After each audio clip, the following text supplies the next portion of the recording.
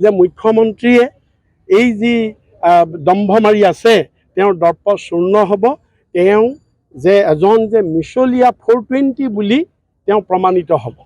ভয়ত যেনেকৈ কংসই কৃষ্ণৰ ভয়ত য'তে ত'তে কৃষ্ণ দেখিছিলে, ঠিক তেনেকুৱা হৈছে যে মুখ্যমন্ত্ৰীয়ে গৌৰৱ গগৈৰ ভয়ত এতিয়া য'তে ত'তে তেওঁ কেৱল গৌৰৱ গগৈৰ ভূতেই দেখে, তেওঁ মানসিক ভাৰসাম্য আৰু হেৰুৱাটো স্বাভাৱিক। কাৰণ যিজন মুখ্যমন্ত্ৰীয়ে নিজে কয় মই বলিয়া, মোক নোজোকাবা, মই কৰি দিম, মই বলিয়া, যিজন এজন সুস্থ মানুহে কেতিয়াও নিজকে বলিয়া বুলি ক'ব নোৱাৰে।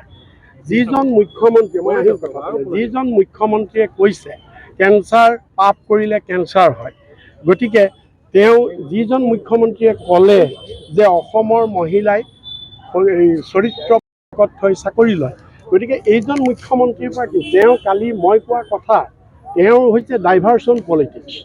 তেওঁ মূল কথা, মই যে কালি প্ৰেছ কনফাৰেন্সত ইমানবিলাক 4টা চেপ্টাৰত প্ৰশ্ন সুধিলোঁ, তাৰতো তেওঁ এটা উত্তৰ দিব নোৱাৰিলে। তেওঁ হিম্মত আছে বুলি তেওঁ সেইবিলাকৰ উত্তৰ দিয়ক, তেওঁ এইটো উত্তৰ দিয়ক। গৌৰৱ গগৈ আৰু এলিজাবেথৰ ফটো, পাৰ্লিয়ামেণ্টৰ সন্মুখৰ ফটো আটাৰী বৰ্ডত নি কিয় এডিট কৰিছিল তাৰ জবাবটো তেওঁ দিয়ক, তেওঁ সেইটোতো দিব পৰা নাই। দ্বিতীয়তে তেওঁ যে পাকিস্তান এম্বেচি যে গৌৰৱ গগৈ লেকচাৰ প্ৰগ্ৰেমত গৈছিলে, তাত সেই বেকড্ৰপখন যে তেওঁ মেনিপুলেট কৰি বাকী মানুহক নেদেখুৱাই অকলে গৌৰৱ গগৈক হাই কমিশ্যনাৰৰ লগত দেখুৱাই যে তেওঁ মেনিপুলেট কৰিছে এজন মুখ্যমন্ত্ৰী, ইমান 420 কাৰবাৰলৈ গৈছে, সেইবিলাকৰ তেওঁ উত্তৰ দিব পৰা নাই। মই কি কৈছোঁ, আপুনি কাইলৈ মোৰ গোটেই বাইট চাওক, আপোনালোকে খুলি চাওক, আৰু মুখ্যমন্ত্ৰীকো মই চাবলৈ কৈছোঁ। তেওঁ চাইছেনে নাই মই নাজানো, ভাৰসাম্য নাথাকিলে হয়তো চাব নোৱাৰিব পাৰে। মই কৈছোঁ, প্ৰথম মুখ্যমন্ত্ৰীয়ে কৈছিল যে গৌৰৱ গগৈৰ পত্নীয়ে পাকিস্তানত NGO কাম কৰে, পাকিস্তান চৰকাৰৰ পৰা দৰমহা লৈছে, আৰু তাৰ প্ৰত্যুত্তৰত মই কৈছোঁ যদি বিধিসন্মতভাৱে ল অফ দি কাণ্ট্ৰি, যদি আইনসংগতভাৱে যদি তাত তেওঁ চাকৰি কৰি দৰমহা লৈছে, সেইটো কোনো তাত ক'বলগীয়া একো নাই। কাৰণ কিয় যে ভাৰতৰ বহুত মানুহ পাকিস্তানত চাকৰি বাকৰি কৰি আছে, পাকিস্তানৰ বহুত মানুহ ভাৰতত চাকৰি বাকৰি কৰি আছে, বহুতৰ বিজনেছ পাকিস্তানত আছে। মই তাৰ প্ৰসংগত অজিত ডোভালৰ ল'ৰাৰ কথা আনিছোঁ, মই তাৰ প্ৰসংগত জয়শংকৰৰ ল'ৰাৰ কথা আনিছোঁ। গতিকে সেইবিলাকক আমি সন্দেহ কৰিব লাগিব নেকি? আমি সেইবিলাকক সন্দেহ, যদি বিধিসন্মত, যদি আইনৰ যোগেদি যদি সেইটো বিধিসন্মত, তাত কি আপত্তি আছে? গতিকে তেওঁ আজি মোক কৈছে যে তেওঁ জনা নাছিলে বোলা আগতে, তেওঁৰ ষ্টেটমেণ্ট পঢ়ি চাবলৈ কৈছোঁ, তেওঁক পঢ়ি চাবলৈ কৈছোঁ, আৰু মোৰ ষ্টেটমেণ্ট তেওঁ ৰেকৰ্ড কৰিব। আই ৱেলকাম, মই তেওঁক ৱেলকাম কৰিছোঁ, তেওঁ কি ৰেকৰ্ড কৰে। এইবাৰ যোৰহাট বিধানসভা সমষ্টিটো টান, মানে কথাটো হৈছে কি, মুখ্যমন্ত্ৰীয়েতো এতিয়া চেলবেলকৈ বহুত কথা কয়, আপোনালোকে জানে, তেওঁৰ কথাৰ কোনো ভেলু নাই।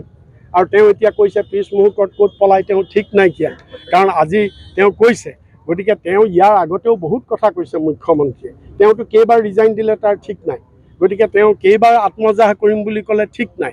গতিকে তেওঁৰ কথাৰ কি ভেলু আছে? সময় আহক, সময় আহিলে আমি চাম, যদি সঁচাকৈ আহে প্ৰত্যাহ্বান জনাইছোঁ, আমি তেওঁক ৱেলকাম কৰিছোঁ। কি ক'লে? মুখ্যমন্ত্ৰীয়ে পদত্যাগ কৰে নে কোনে পদত্যাগ কৰে সেইটো মই আজি ক'ব নোৱাৰোঁ, কিন্তু এইটো কথা ঠিক যে মুখ্যমন্ত্ৰীয়ে এই যি দম্ভ মাৰি আছে তেওঁৰ দৰ্প চূৰ্ণ হ'ব, তেওঁ যে এজন যে মিছলীয়া 420 বুলি তেওঁ প্ৰমাণিত হ'ব।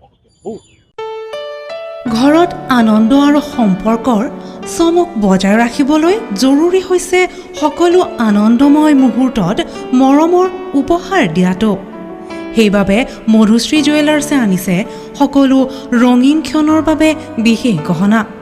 হীৰাৰে হওক, সোণৰে হওক বা ৰূপৰে হওক, শ্ৰেষ্ঠ ডিজাইনছ আৰু হলমাৰ্কযুক্ত গহনাই ৰাখে সম্পৰ্কক নিখুঁত। তেনেহ'লে আজিয়ে আনক আনন্দ মধুশ্ৰী জুৱেলাৰ্ছৰ সৈতে।